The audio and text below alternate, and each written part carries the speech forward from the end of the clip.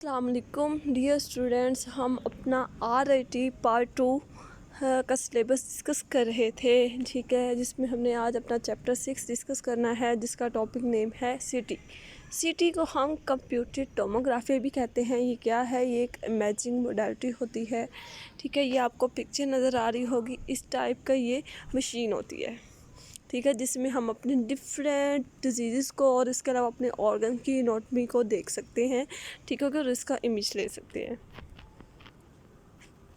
और हम जब इमेज हमें मिलता है तो वो इस टाइप का इमेज मिलता है। हमारे लंग्स हैं, हमारी स्पाइनल कॉर्ड है और हमारी जो किडनीज हैं वो आपको इजीली डिफ्रेंशिएट हो सकती हैं, ठीक है। हो गया, ये डिफरेंट इसके व्यूज़ होते हैं, बेसिकली एक्सियल, कोरोनल और सैजिटल व्यूज़ होते हैं इसमें।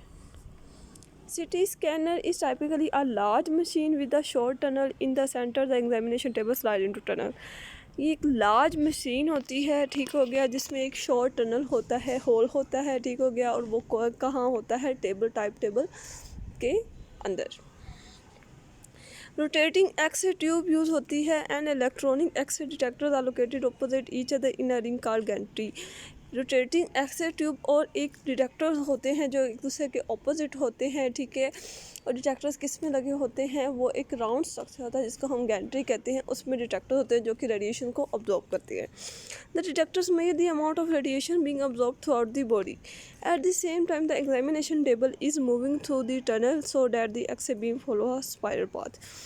ये क्या करती है? एग्जामिनेशन जो टेबल है वो मूव करता है और जो टनल है, होल है, उसके अंदर जाता है, ठीक हो गया, जिसकी वजह से जो एक्सरे बीम होती है वो घूमती है, स्पाइरल मतलब राउंड में वो घूमती है 360 के एंगल पे। A special computer program processes the large volume of data to create 2-3-dimensional cross-sectional images which are then displayed on a monitor. This technique is called हेलिकोस्पाइरल CT।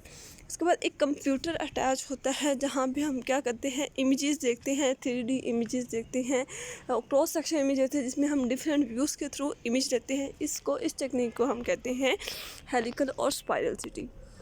The computer workstation that processes the imaging information is located in a separate room with the technologies operate the scanner and monitor examination।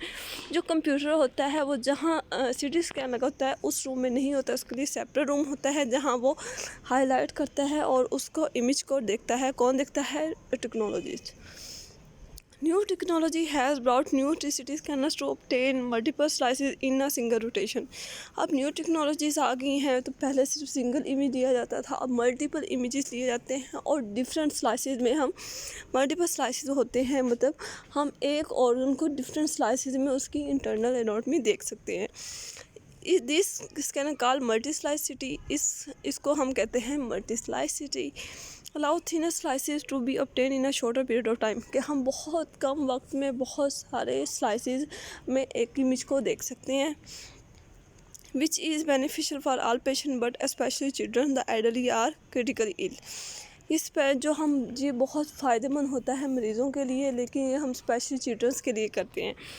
For children's में हम कौन सी, मतलब for children the CT scanner technique will be adjusted to reduce the radiation dose.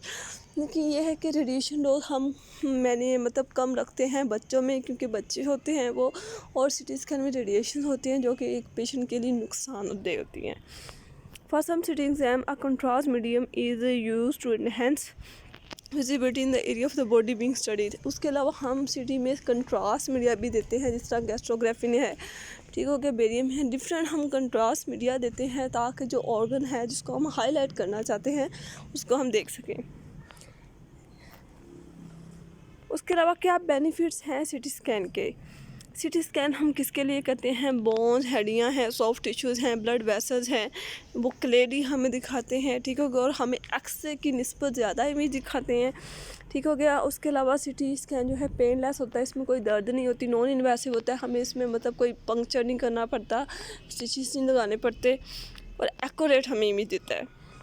सबसे major advantages क्या है इसका? कि हमें ये बोन जो है, soft tissues and blood vessels को सेम टाइम पे हमें दिखाता है, ठीक हो गया। ये फास्ट इमेजिंग है कि हमें विद इन 5 मिनट्स में हम इसको इमेजिंग हमें इमेज मिल जाता है, ठीक हो गया। और इंटरनल इंजरीज़ हमें और ब्लीडिंग है, अगर किसी को ब्रेन से रिलेटेड इंजरीज़ है, मतलब किसी को स्ट्रोक हो गया है, अंदर हेमरेज हो गया है, ब्लड क्लॉट्स बन गए, तो वो भी हमें बहुत विदिन 5 मिनट्स में ये हमें इमेज दिखा देते हैं और मल्टीपल स्लाइसिस में। ठीक हो गया। लेकिन ये सेंसिटिव होता है। ठीक हो गया। देन एमआरआई की मतलब अगर हम इसमें ज़रा सा मूव हो जाते हैं तो हमें दोबारा इमेज देना पड़ता है। ठीक हो गया। It is a good tool for minimally invasive procedure such as needle biopsy and needle aspiration of many areas. इसके अलावा हम इसमें ये है कि इसका एक गुड टूल ये भी है कि हम इसमें बायोप्सी भी कर सकते हैं। ठीक हो गया। अगर हमने कोई बायोप्सी लेना, कोई सैंपल लेना है अंदर टिश्यूज़ का, तो वो भी हम इसमें कर सकते हैं। उसके अलावा diagnosis and treatment of spinal and other skeletal problem है injuries to the skeletal structure. उसके अलावा अगर कोई हमारे ब्रेन से रिलेटेड इंजरीज हैं, स्पाइनल कॉर्ड से रिलेटेड हैं, तो वो भी हम इसमें डायग्नोस कर सकते हैं और उसका ट्रीटमेंट कर सकते हैं। उसके बाद अगर किसी को कैंसर है, अगर किसी को लंग कैंसर है, पेंक्रियाटिक कैंसर है, तो हम इसमें उसको डायग्नोस कर सकते हैं।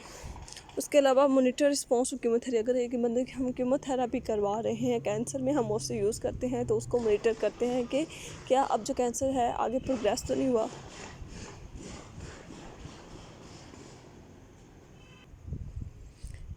उसके बाद है measure bone mineral density for the detection osteoporosis. Osteoporosis एक बोन डिजीज़ है जिसमें बोन वीक हो जाती है, तो हम इसमें मिनरल डेंसिटी को देख लेते हैं कि कितने कैल्शियम जो फॉस्फोरस है कितना हद तक अब्जॉर्ब हुआ है। No radiation remain in a patient body after CT examination. उसके बाद रेडिएशन तब तक रहती है जब तक हमारा स्कैन नहीं हो जाता। उसके बाद सिटी जो रेडिएशन होती है वो इंसान की बॉडी में नहीं होती। चिल्ड्रंस में हम किस किस डिजीज़ को देखने के लिए करते हैं? लिम्फोमा को देखने के लिए करते हैं। लिम्फोमा क्या है? लिम्फोमा एक ऐसी डिजीज़ है जिसमें जो कैंसर है बेसिकली डेवलप हो जाता है हमारे लिम्फेटिक सिस्टम में। न्यूरोब्लास्टोमा, न्यूरो से नाम से ज़ाहिर हो रहा है कि हमारी जो नर्व सेल्स हैं उधर कैंसर सेल्स बनना शुरू हो जाते हैं। नर्व डिजीज़ है बेसिकली में। Congenital malformation of blood vessel, ये बहुत रेयर है। इसमें क्या हो जाता है कि हमारा जो नॉर्मल पैटर्न होता है आर्टरीज़ और वेन का, वो नहीं होता। ये एक दूसरे के ऊपर आर्टरीज़ और वेन क्या होती हैं, बेंड हो जाती हैं, माल फॉर्म हो जाती हैं। ठीक हो गया। उसके अलावा हम किडनीज़ को देखने के लिए करते हैं। ओके जी, ये आज का हमारा इतना टॉपिक कंप्लीट हुआ। नेक्स्ट हम फर्दर डिस्कस करेंगे। ओके, अल्लाह हाफिज़।